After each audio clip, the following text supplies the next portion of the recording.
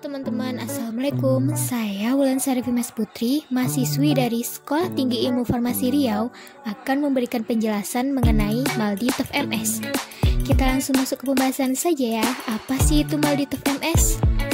Nah, jadi MALDI-TOEFL itu merupakan singkatan dari Matrix Assisted Laser Desorption Ionization Time of Light, yang merupakan metode yang dapat digunakan untuk identifikasi, klasifikasi, dan dereplikasi mikroorganisme berdasarkan profil protein spesifik mereka. Nah, selain MALDI-TOEFL MS, spektrometri MS ini memiliki jenis lainnya, seperti AMS, GC-MS, LC-MS, dan ICP-MS. Kemudian untuk jenis lainnya ada IRMS, IMSMS, TIMS, dan SSMS. Namun, jenis spektrometri massa yang paling banyak digunakan yaitu jenis MALDI-TOEFL. Dalam spektrometri massa, MALDI adalah teknik ionisasi yang menggunakan matriks penyerap energi laser untuk membuat ion dari molekul besar dengan fragmentasi minimal. MALDI ini kadang disebut juga sebagai energy sudden methods, karena hal tersebut adalah untuk pemindahan atau ionisasi yang dialihkan ke kawasan target yang relatif lebih kecil dan berlangsung dalam rentang waktu yang sangat singkat. Nah, kita harus tahu dulu nih, bagaimana sih sejarah dari MALDI itu sendiri? Istilah MALDI ini diciptakan pada tahun 1985 oleh Franz Hillenskap dan Michael Karas, serta rekan-rekannya. Para peneliti ini menemukan bahwa asam amino alanin dapat diionisasi dengan lebih mudah jika dicampur dengan asam amino triptofan dan diiradiasi dengan laser berdenyut 266 nm. Dengan triptofa yang dapat menyerap energi laser, sehingga dapat membantu mengionisasi alanin yang tidak menyerap. Lalu MALDI ini dapat dicapai dalam dua langkah, yaitu pada langkah yang pertama dilakukan dengan cara senyawa yang akan dianalisis dilarutkan dalam pelarut yang mengandung larutan molekul organik kecil yang disebut matriks. Nah, untuk langkah yang kedua ini, itu dilakukan dengan cara yang sama sesuai dengan langkah yang pertama. Namun pada langkah yang kedua ini, itu terjadi di bawah vakum, dan kondisi itu berada di dalam sumber spektrometer massa. Setelah kita mengetahui tentang MALDI, kita juga perlu mengetahui tentang TOEFL atau yang disebut Time of Flight. Time of flight ini adalah pengukuran partikel berupa angka banding massa terhadap muatan. Prinsip analisis TOEFL ini yaitu dengan menggunakan pulsa campuran ion, bukan aliran stabil. Ion-ion dipercepat ke dalam tabung, melayang oleh listrik berdenyut bidang yang disebut bidang ekstraksi ion. Drift tube biasanya sepanjang 1-2 meter dalam kondisi vakum ion melintasi tabung melayang dengan kecepatan yang berbeda. Nah, setelah mengetahui beberapa info tentang MALDI dan TOEFL, kita langsung masuk ke pembahasan MALDI-TOEFL itu sendiri. MALDI-TOEFL MS merupakan metode yang baru, yang lebih lengkap dan cepat untuk mendeteksi senyawa hasil metabolisme, seperti gula, asam lemak, asam amino, dan senyawa organik lainnya. Berikut merupakan contoh gambar instrumen MALDI-TOEFL. Dapat dilihat pada video. Untuk gambar yang berada di sebelah kiri itu merupakan MALDI-TOEFL MS terbaru dengan merek Shimadzu dan sebelah kanan dengan merek Bruker. Nah, skema kerja dari instrumen MALDI-TOEFL MS ini itu yang mana sampel dimasukkan ke dalam alat, kemudian didapatkan hasil berupa spektrum untuk menganalisis data. Kemudian kita masuk ke penjelasan untuk mengetahui apa kegunaan dari MALDI-TOEFL MS. Yang pertama adalah untuk mendeteksi senyawa yang khusus seperti fosfatidilkolin, yaitu molekul baru yang berukuran kecil yang hasil mencerna serta pengembangannya dari reaksi enzimatiknya. Selanjutnya untuk mendeteksi protein tertentu. Teknik ini telah digunakan untuk mengidentifikasi sejumlah besar 2 digital spot bakteri penyebab penyakit Pseudomonas aeruginosa. Kemudian dapat juga digunakan untuk identifikasi organisme tertentu. Terdapat dua jenis penganalisis MALDI-TOF MS, yaitu yang pertama, jenis linear. Pada jenis ini, penganalisis MALDI-TOF bekerja secara sederhana, hanya mengukur waktu yang diperlukan oleh ion tertentu bergerak dari satu ujung ke ujung lainnya. Untuk jenis yang kedua ada reflektron. Di jenis ini, cara bekerjanya hampir sama dengan jenis linear, yang kemudian akan dipantulkan dan bergerak ke arah detektor. Reflekton akan memfokuskan ion yang memiliki nilai Mz yang sama dan membuatnya mencapai detektor dalam waktu yang sama, yang hasil mendeteksinya akan lebih cermat. Nah, yang perlu kita ketahui lagi tentang MALDI-TOF MS ini yaitu kelebihannya.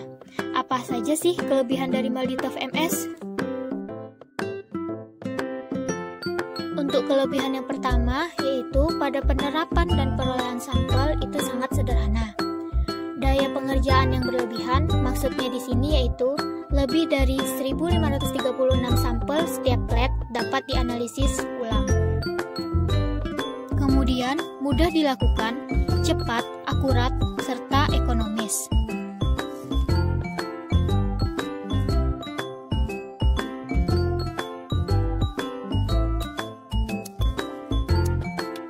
Ketiga yaitu waktu yang singkat dan toleran terhadap cemaran seperti garam, deterjen, dan buffer, serta dapat menjangkau modifikasi pasca translasional. Yang keempat yaitu secara umum dapat membedakan kedua tingkat genus dan spesies menggunakan identifikasi berbasis proteomik, dan resolusi taksonomi dapat mencapai subspesies, dan tingkat regangan ketika metode ini digabungkan dengan biomarker spesifik. MALDI-TOF MS ini juga telah berhasil diterapkan di diagnosis klinis rutin, dan penggunaannya ini telah diperluas ke bidang penelitian pemantauan lingkungan, makanan keamanan, keanekaragaman hayati, dan mikrobiota usus. Nah, di mana ada kelebihan, pasti ada kekurangan. Yang mana kekurangan dari MALDI-TOF MS ini yaitu banyak variabel persiapan sampel untuk analit yang berbeda-beda, adanya tekanan isyarat, terdapat perbedaan puncak di sampel yang sama, bias terhadap protein yang terdapat dalam jumlah besar, dan lain sebagainya. Di sini kita dapat ambil contoh untuk mengidentifikasi protein menggunakan MALDI-TOF MS. Secara umum, eksperimen identifikasi protein dibagi menjadi 3 tahap. Yang pertama, preparasi sampel yang dilakukan bergantung pada jenis eksperimen dan tujuan data eksperimen tersebut. Kemudian, yang kedua yaitu mengaplikasikan sampel ke dalam instrumennya. Sampel protein didigesti terlebih dahulu dengan enzim trypsin. Kemudian tahap yang terakhir yaitu tahap analisis data. Perlu diketahui bahwa MALDI-TOF MS ini juga sangat bermanfaat dalam bidang pengobatan, yaitu dalam suatu pengobatan ada penyakit yang dinamakan NEC atau yang disebut necrotizing enterocolitis, yang merupakan penyakit dahsyat yang mempengaruhi isi perut bayi prematur. MALDI-TOF ini dapat digunakan untuk menganalisis sampel tinja dengan cepat dan menemukan perbedaan antara muatan dan protein fungsional yang bertanggung jawab untuk NEC. Ada harapan bahwa teknik serupa dapat digunakan sebagai alat diagnosis cepat dan tidak membutuhkan urutan. Contoh lainnya yaitu bermanfaat dalam bidang kanker. Kanker pankreas tetap menjadi salah satu kanker mematikan yang sulit didiagnosis. MALDI-TOF telah digunakan pada bidang ini untuk mengidentifikasi protein membran yang terkait dengan kanker pankreas dan pada satu titik bahkan dapat berfungsi sebagai teknik deteksi dini. MALDI-TOF ini juga bermanfaat untuk menentukan resistensi obat dari bakteri. MALDI-TOF mendeteksi keberadaan carbapenemases yang menunjukkan resistensi obat terhadap antibiotik standar. Dapat diperkirakan bahwa metode ini dapat untuk mengidentifikasi bakteri sebagai resistensi obat dalam waktu 3 jam. Baiklah, berikut merupakan contoh identifikasi menggunakan MALDI-TOF, yang mana penelitian dilakukan oleh Nurma Sumarsidik pada tahun 2017 yang dipublikasi oleh Institut Pertanian Bogor dengan judul Identifikasi Bakteri Kelompok Viridan Streptococcus menggunakan spektrometri massa MALDI-TOF. Diperoleh hasil dalam bentuk spektrum. Berdasarkan hasil identifikasi dapat terlihat bahwa semua bakteri berasal dari genus virus yang sama, yaitu Streptococcus. Jika dilihat lebih lanjut, hasil identifikasi secara keseluruhan menunjukkan bahwa semua isolat termasuk ke dalam kelompok Viridae Streptococcus. Hanya 45 isolat, 22,39%, yang mempunyai skor rendah. Sisanya itu sebanyak 156 isolat dengan presentase 77,61% memiliki skor yang tinggi. Skor tinggi menunjukkan tingkat kepercayaan berada sampai tingkat spesies, sedangkan skor rendah menunjukkan tingkat percayaan hanya sampai tingkat genus.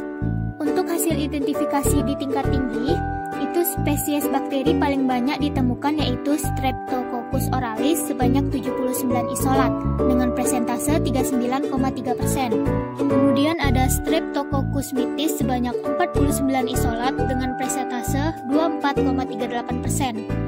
Dan ada juga Streptococcus parasauginis sebanyak 14 isolat dengan presentase 6,96%. Lalu ada Streptococcus anginosus sebanyak 6 isolat dengan presentase 2,99%, Streptococcus sanguinis sebanyak 4 isolat dengan presentase 1,99%, untuk Streptococcus pyoris sebanyak 3 isolat dengan presentase 1,49%, dan Streptococcus pseudomoniae yang ada pada 1 isolat saja, yaitu dengan presentase 0,5%.